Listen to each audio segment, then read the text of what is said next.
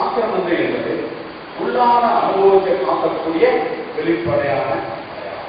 இது வெளிப்படையான அடையாளம் மட்டும் நமக்கு பிரயோஜனம் அல்ல, உள்ளான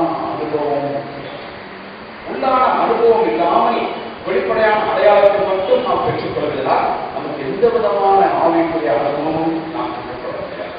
நாம் எந்த வெளிப்படையான அடையாளத்தை பெற்றுக்கொள்கிறோமோ அதற்கேற்ற உள்ளான அனுபவத்தை நாம் பெற்றுக்கொள்ள அழைக்கப்படும். இந்த ஞானஸ்நானத்தினுடைய அவசியம், ஏன் ஞானஸ்நானம் கொடுக்கிறோம்? திருச்சபையிலே ஞானஸ்நானம் கொடுக்கப்படுவதற்கு காரணம் என்ன? அது வேதத்தின் அடிப்படையிலே ஞானஸ்நானத்துடைய அவசியம் என்ன? ஞானஸ்நானம் அவசியமா? கட்டாயம் ஞானஸ்நானம் கொடுக்க வேண்டுமா?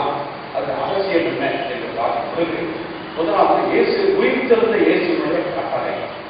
இயேசு கிறிஸ்து உயிர்த்தெழுந்த பிறகு சீஷருக்கு கட்டளையிடுகிறார். மத்தேயு 28:19-20 நீங்கள் புறப்பட்டு போய் சகல ஜாதிகளையும் சீஷராக்கி அவர்களுக்கு பிதா குமாரன் பரிசுத்த நாமத்தினாலே அவர்களுக்கு ஞானஸ்நானம் கொடுங்கள். Command of the risen Christ. உயிர்த்தெழுந்த இயேசு கிறிஸ்து கொடுத்த ஒரு கட்டளை. அந்த கட்டளையை சிறமையில் கொண்டுதான் இன்று நாம் ஞானஸ்நானத்தை எடுக்கிறோம், ஞானஸ்நானத்தை நாம் கொடுத்துக் கொண்டிருக்கிறோம். இன்னும் ஞானஸ்நானத்தின் அவசியம் என்னவென்றால், பாவ மன்னிப்புக்கு அடையாளமாக நாம் ஞானஸ்நானம் பெறுகிறோம். அப்போஸ்தலர் 2:37 மனம் திரும்பி பாவ மன்னிப்புக்கென்று ஞானஸ்நானம்